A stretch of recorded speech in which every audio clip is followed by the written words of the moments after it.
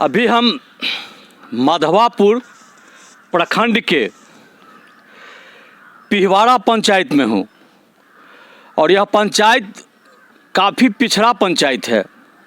पता चला है कि पिछले कई साल से यानी 20 वर्षों से जो राजनीति के दुनिया में लोग हैं वो इस गांव के विकास की चर्चा कम, अपनी विकास की चर्चा अधिक किए हैं। हम वहाँ हैं जिसका परिवार राजनीतिक जीवन से जुड़ा हुआ है और राजनीति के दुनिया में रहे हैं।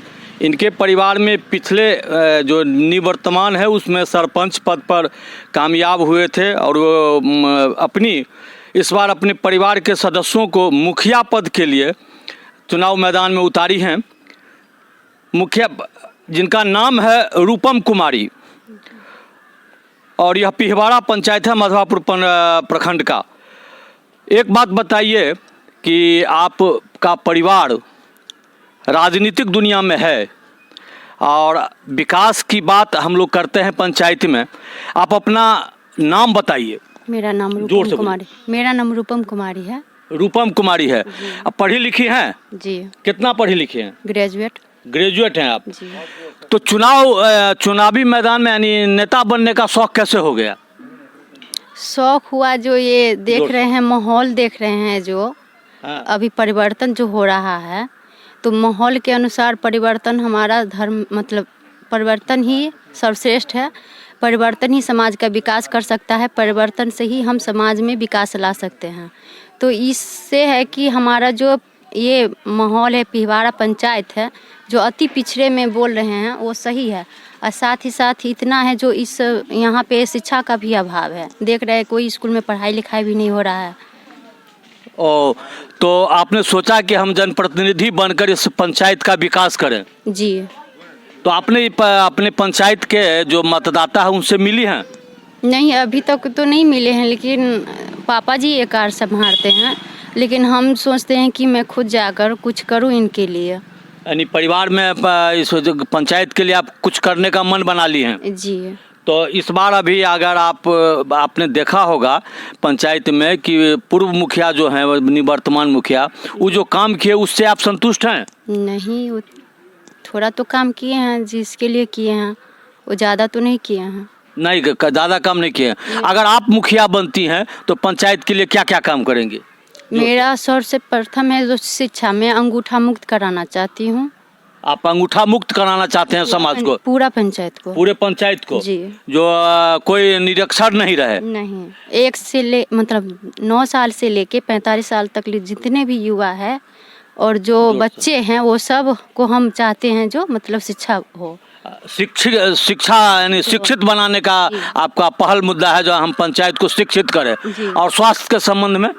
स्वास्थ्य के लिए ये हैं जो बच्चे सब जो है अभी हम देखे सरपंच रह चुके हैं, इसमें काफ़ी सारे लोग आते थे मतलब कुछ दर्द दुख बताते थे। इससे मुझे अनुभव हुआ है कि स्वास्थ्य के लिए ये विशेष ध्यान किए हैं।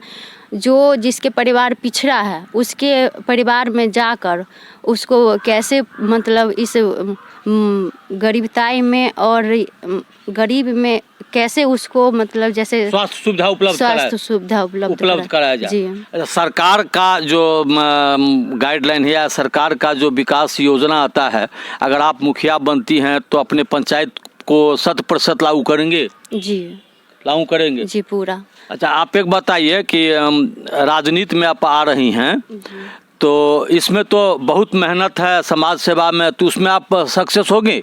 जी, जरूर होंगे। आपके कौन सरपंच थे?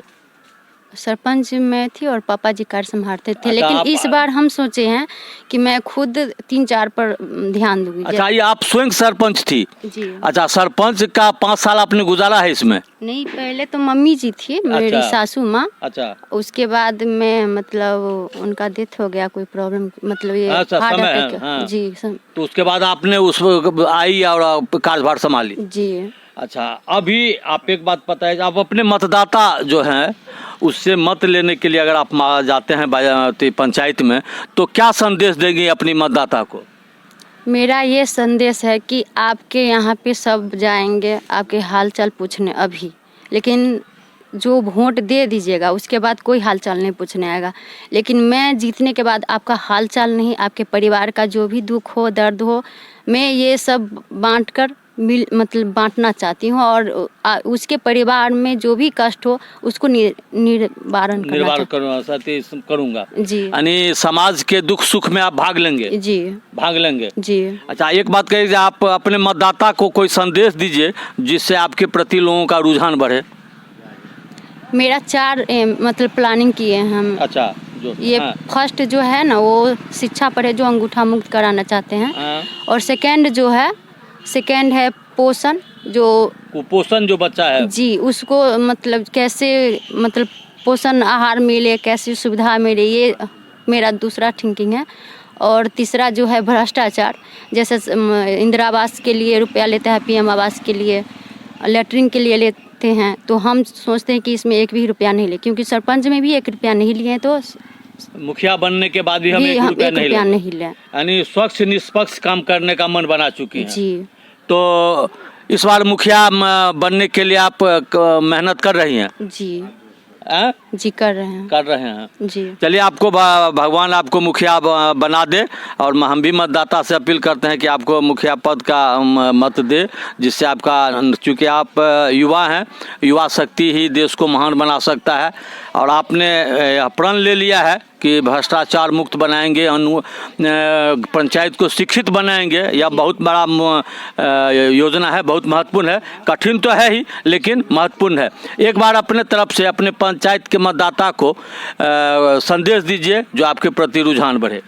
मैं यही संदेश देना चाहती हूँ कि आप उचित को चुनिए, जो उचित लगे उनको चुनिए। अगर मेरा सुझाव अच्छा लगा हो तो मुझे चुनिए, क्योंकि मैं नहीं इंदिरा आवास के लिए, नहीं लेटरिन के लिए, और अभी तक नहीं लिए तो आगे भी नहीं लेंगे। ऐसे भी मेरे फेसबुक पर कोई सवाल करता है कि हाँ कि अब सरपंच में मुखिया बनने के बाद बदल जाएगा, तो मैं ये संदेश देना चाहती हूँ कि मुखिया बनने के बाद क्यों, क्योंकि सरपंच में रहे हैं तो क्यों नहीं बदलें, तो मुखिया में क्यों बदल जाएंगे। इसीलिए आप मतदाता को कहते हैं कि मत दीजिए। हाँ जी, मत। क्या छाप है आपका? मेरा छाप है चिलमिल छाप। चिमनी छाप जी। तो चिमनी छाप पर आपको मत दे जी। EVM से मतदान करेगा लोग इस बार जी। तो EVM में क्या नंबर पर आपका EVM है? 8 नंबर। 8 नंबर पर है, तो ये बोलिएगा ना जब मैं हमारा जो है सो EVM पर 8 नंबर है जी। कितना बोलिए आप अपने? मेरा नंबर EVM पर 8 नंबर पर है। चिमनी छाप है, चिमनी छाप है, और चिमनी छाप पर बटन दबाइएगा जी। और हमें युवा हैं, हमें शक्तिशाली मत से विजय बनाइएगा। मैं खुद चाहती हूँ कि जितना भी पंचायत में जो अशिक्षित है उनको शिक्षा दे, अंगूठा मुक्त कराए, और स्वास्थ्य पर भी काफ़ी सारे मतलब सोचे हैं कि स्वास्थ्य, और तीसरा है जो घरेलू उद्योग पर भी मैं ध्यान देना चाहती हूँ जी।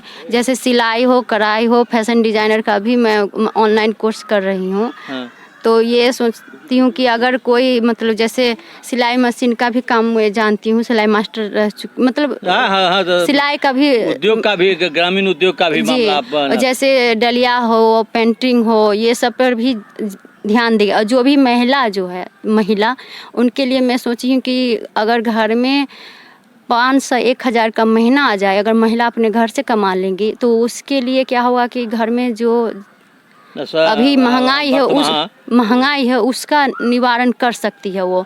तो उसके लिए मैं जैसे कपड़ा का डिजाइनिंग हुआ, अगर इधर हम सी लेते हैं, 10-20 महीना मिलकर अगर सी लेते हैं, तो उसका हम आसपास के गांव में विकास मॉल में जाकर उसका बेचेंगे, तो उससे जो रुपया आएगा, तो इसके लिए हम आत्मनिर्भर हो जाएंगे हम। हाँ, आत्मनिर्भर होंगे, और उसके लिए गिफ्ट के रूप में हम सिलाई मशीन।